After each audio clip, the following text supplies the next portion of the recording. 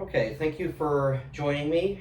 My name is Timothy Ryan Minyard, and I have been pursuing a Master of Public Health with an emphasis in global health from Liberty University. And I am going to be sharing some of the highlights about my Practicum project experience with you. And I wanted to start by saying that my Practicum truly did provide me with the type of hands-on, real-world experience that has actually sharpened my capabilities, my confidence, and truly my passion for the field. So I did my Practicum project for a smaller organization called HVRE Trust. They had limited funding, a very small budget, only a few employees and a few volunteers. Coming from a small business background myself, the organization ended up actually being a very good fit for me. My role there was to develop health education materials, which included a brochure and PowerPoint that were on the topic of mosquito-borne diseases, specifically dengue, Zika, chikungunya, and malaria. And I must admit, prior to the project, I had only heard of malaria. The target audience for the health education materials were adult heads of the household ages 18 and up who resided in the rural southern district of the town of Tuxtla Gutierrez, which is in the state of Chiapas in southern Mexico along the border with Guatemala.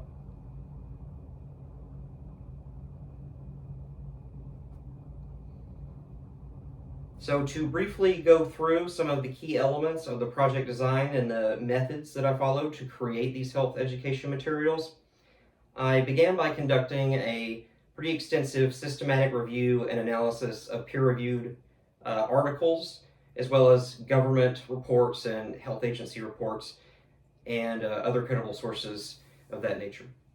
I narrowed the sources down to those that were the most relevant from there and decided on which health topics would be included based on the goal of the health education materials and what I wanted the target audience to get out of those.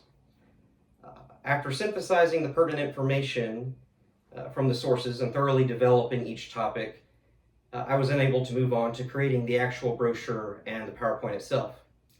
And to help guide their creation, I applied the health belief model and followed CDC guidance for developing print health education materials. The completed brochure was then field tested by a 3-person expert panel who used a questionnaire to guide the field testing process. The field test results were used to make revisions to the materials and then they were subsequently finalized.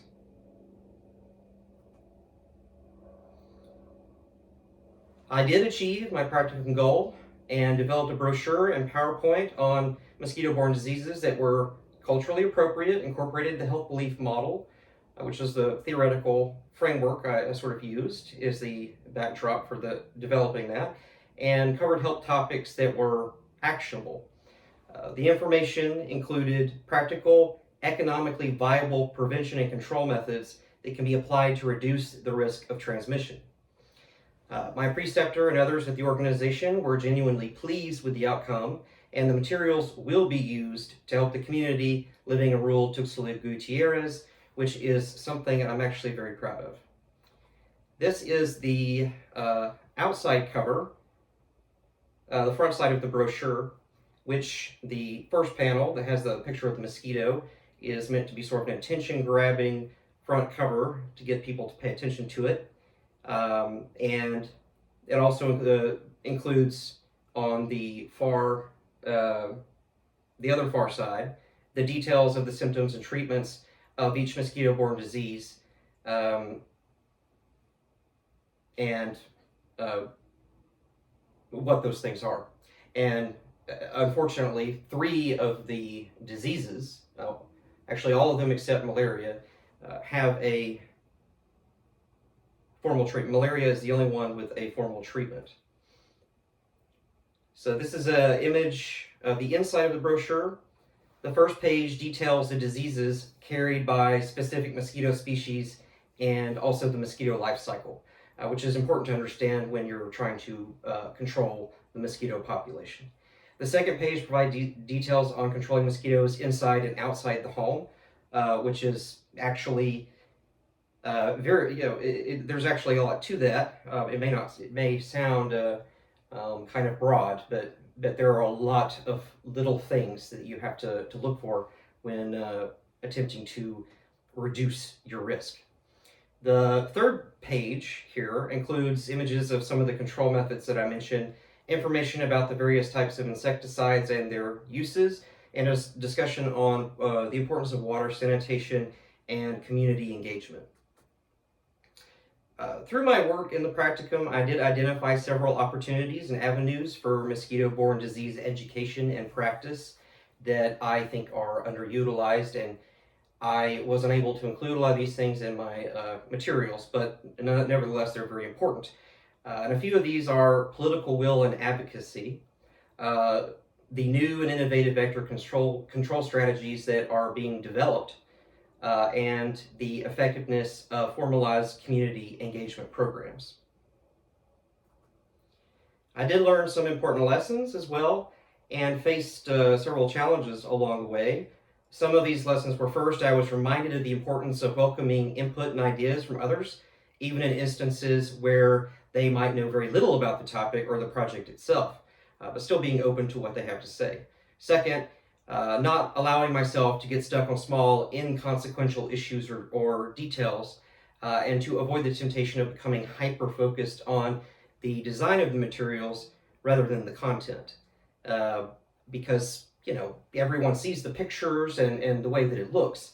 And so you really want to make that look good, but you have to understand that the purpose is to deliver information, and you have to make sure that it actually includes the appropriate content. And I've also developed a much deeper awareness of human differences, and I do have a greater appreciation for cultural competence as an essential competence that someone should have, and that is itself a foundation for bridging gaps and solving problems. Some of the challenges that I experienced were the language barrier, since I was developing materials for the Spanish-speaking community, and second, trying to plan and lead what would be considered a major project in the organization where I was a newcomer, which tested my interpersonal skills and ability to adapt, really. And finally, I had to redo a lot of my initial content, this being my first time to develop formal materials that will be used in the real world and in a community that are significant. I had to make sure that the information was not simply informative, but that it was also practical and actionable given the context. What would I have done differently? There are a few things that I would have done differently. I would have made sure that I set, just for these quickly, a few boundaries very carefully with my preceptor to ensure that I did have time to work on my actual project and not have a lot of additional things put on me. And also, I think it's very important as a combination of things, but to develop a weekly schedule, benchmarks of progress, proactively develop and maintain a good rapport with not only the preceptor, but also other people that you come into contact with at the organization that you're working for. And I could have done much better in those areas. And so, the knowledge and experience I gained in its applications, what I really want to say about this is that my practicum did test me, and I did have to develop and sharpen certain skills to be successful. I have considered self-efficacy to be extremely important in progressing forward in life and to achieving my goals, and this experience required me to tap into that sense of self-efficacy, which has actually been strengthened through the process. At the beginning of my program, I was interested in becoming involved in water sanitation and hygiene programs, specifically in developing regions where poverty and a lack of education have exposed millions of people to disease and suffering. It was a distant idea in the beginning, but now I have every intention of actually taking the knowledge and skills I've developed, improving them further, and using them to help others through becoming formally involved in a WASH program. And so that is all I have, and thank you very much for watching my presentation and joining me, and God bless.